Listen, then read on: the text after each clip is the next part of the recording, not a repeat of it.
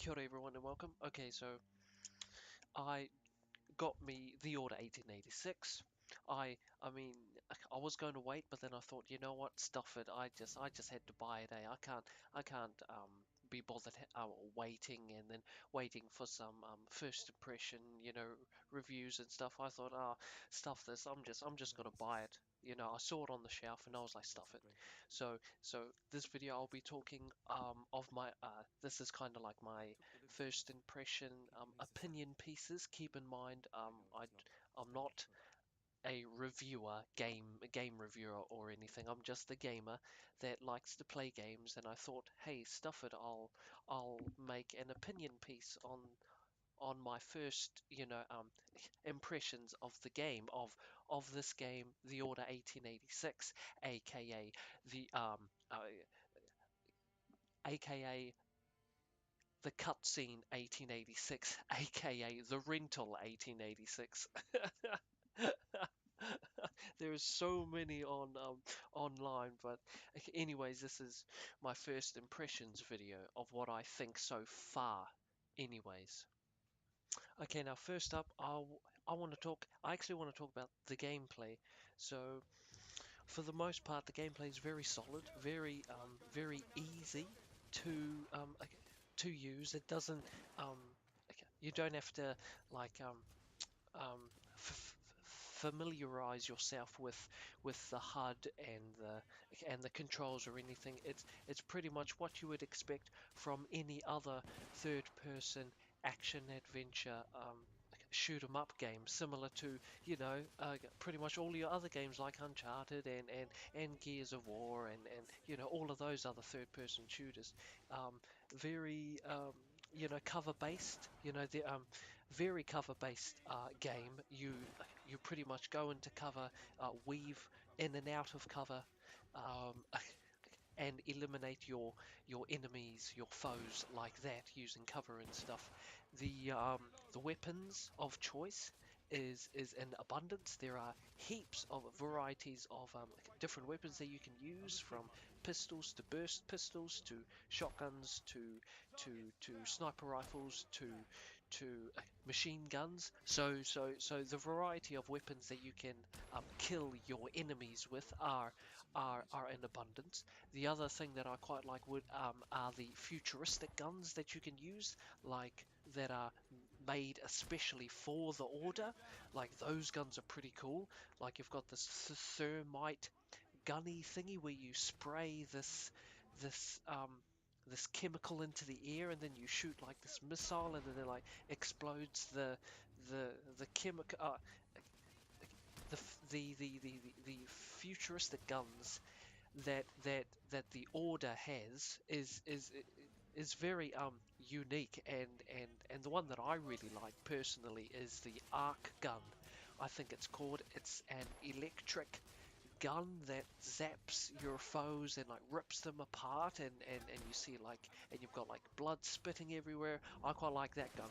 The only disappointing thing about the futuristic guns is that I haven't actually gotten to use them very often. I've gotten to use the arc gun maybe twice, and the thermite gun uh, twice. So really, the only guns that you really use throughout the game are your enemies' guns. So whatever the enemies drop, that's pretty much what you use throughout the game. And as for your special futuristic guns, the game lets you use them when the game wants you to use them, and if the game does not want you to use it, then you can't. So that's a bit of a real bummer. Anyways, the other thing that that I found a little bit annoying was the camera for some reason. I don't know if for the people that have played the Order 1886, I don't know if you feel the same way too, but for me, when you're walking around and picking up other objects, I find that the camera is well placed, the position I'm talking about.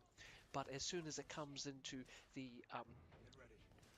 when you're going into cover and you have to shoot from cover, sometimes I feel that the camera can be a bit too close to your main character, and I feel like maybe if only Ready at Dawn maybe pulled the camera back um, an inch or two, and then maybe elevated the camera upwards an inch or so, if that does make any sense, because it I feel cramped when I'm trying to um, shoot from cover. It's like boxes when I'm crouching. It can be very squashed, or I get the squashed feel. I don't know if you guys feel that way, but if Ready at Dawn actually wanted to make that claustrophobic feel, then they really done it well. Because I do feel squashed, and the third person shooting does feel a bit um, claustrophobic, if that makes any sense. But anyways, for the most part, the the gameplay the is very satisfying. Getting headshots and stuff. The sound effects for the weapons are very mesmerizing to just to listen to, and they seem um, overall very solid, full guns to use, as well as the sound effects sound very nice as well. Now, as for the second part, the other part that I want to talk about, I, excuse me, I would like to talk about the cutscenes and the gameplay. What is it? What do you call it? Transitions. From gameplay, and then transitioning from gameplay into cutscene, and then from cutscene back into gameplay is smooth. Like, it is so smooth to the point where I have actually no idea whether I'm watching a cutscene or if I'm watching a game. Like, I've never seen that before. Out of all of the games that I've played, you can tell what is gameplay and what is cutscene. Simply, I mean, you can just tell. Any um any game, even Naughty Dog Naughty Dog's games like Uncharted, you can tell what's gameplay and what's cutscene. But playing this game, it's the first game where I actually cannot tell. I literally cannot tell if I'm playing a you know if I'm watching a cutscene or if I'm watching gameplay. I can't tell really, and it's come to the point where I've actually died. I've actually died, not because um, I pressed the wrong button, but it was because I thought I was watching a cutscene, only to later figure out, oh, I was actually still in the gameplay. So that was very cool. I had never seen that before, and just that does make it feel like a next gen type of game, simply because I haven't really seen that in very many games, especially not in very many um, next gen games anyways. So that I really like, as well as the actors.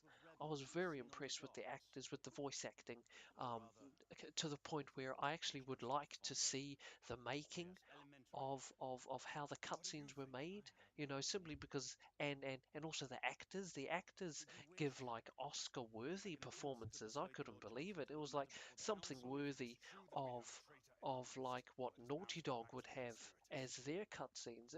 It seems very full and fleshed out. All of the characters and the voice actors. I would really love to see the actual actors that voice these characters. Because um, I haven't heard anyone that I've heard from other movies. So I would like to see who the actors are who played as some of these characters. Um, Overall, the game's cutscenes and gameplay just merge really smoothly. And the transitions are seamless. Now, last but of course not least is the graphics. If you guys want to leave, you guys can leave, because I'm pretty much going to end the video on the graphics. But anyways, the graphics on here, I mean, they look stunning. They do. I've never really seen graphics like these before. You know, just the way that the lighting is done. Even when the sun is shining, the graphics look good, and then when it's at dark time, when you're playing missions in the dark, it still looks really well done. And the water, I mean, next gen water looks absolutely brilliant. On these next gen consoles. What Red Dead Dawn has done is something that I have not seen before, or I have not seen before with these next gen games. Um, and it really gives it a next gen feel. The graphics do, and the only sting thing about the graphics is that it's it's it's it's graphics that you can look at, but you can't touch it. It's one of those games, where wow, the sunset looks so cool, but you can't really interact with any of the other environments in the world. It really is the world that you play in is really um, uh, you can only look at it, but you can't touch it. That's it. So that's the only maybe stink thing about the graphics is that they look so good that no one can touch them. But other than that, okay, you can tell that Red Dead Dawn really wanted a next gen game, I guess. And these visuals also show you the potential of what the PS4 can do. And I was also really surprised that this game actually runs at 1080p 30, which which I mean, you could have fooled me. If someone was to come up to me and said, "Oh, this game runs at 1080p 60," I probably would have believed him. Only because it looks really good.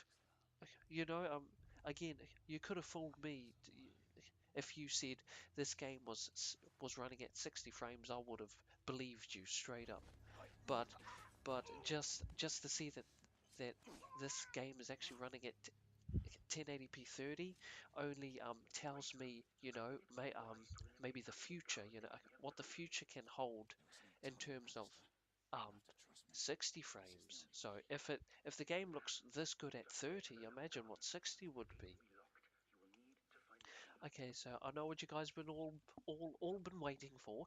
How long have I played the game for, and have I clocked it yet? Well, the first of all, I am at chapter 12, and I have played this game for more than 5 hours. Oh yes, 5 plus hours. I'm not too sure how many more chapters there are in the game, but all I know is that I'm s- I'm close to the end, but I've probably got like another 3, maybe 4 hours left because the story isn't. It's still I haven't reached the end. Um, uh, you know what I'm talking about if you've played this game to chapter 12. But anyways, I mean, I'm digging it so far. I'm very addicted. I love the story. The story seems so well written and something out of a movie, pretty much a movie-worthy story. It I mean, it was so the game the game for me personally, I really like it. Is it um I mean, is the game easy? Yes. Are the AI smart? Well, not really. Uh, most of your enemies can be killed very easily. One shot to the head and they're all dead.